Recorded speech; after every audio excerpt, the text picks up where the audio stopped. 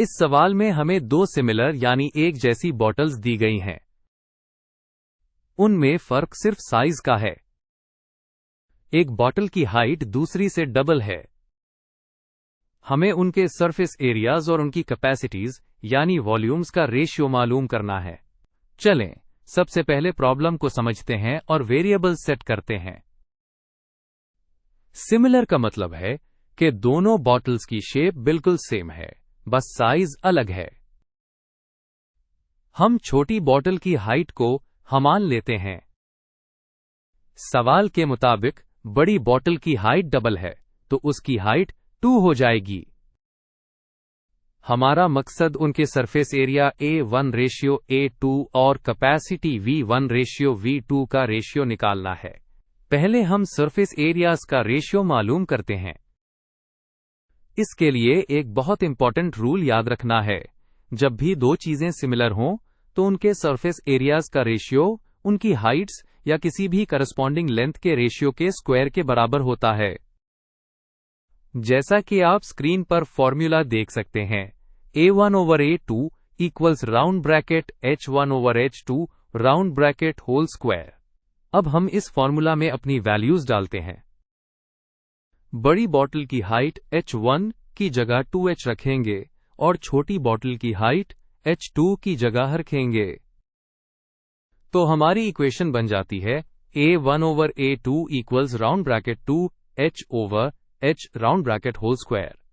अगले स्टेप में हम इस एक्सप्रेशन को सिंप्लीफाई करेंगे। आप देख सकते हैं कि न्यूमरेटर और डिनोमिनेटर दोनों में है, इसलिए हमको H से कैंसिल कर सकते हैं। उसके बाद हमारे पास सिर्फ round bracket 2 over 1 round bracket whole square बच जाता है। उससे यह भी पता चलता है कि रेशियो असली हाइट पर डिपेंड नहीं करता। अब बस आखिरी कैलकुलेशन करनी है। Round bracket 2 over 1 round bracket का स्क्वायर लें।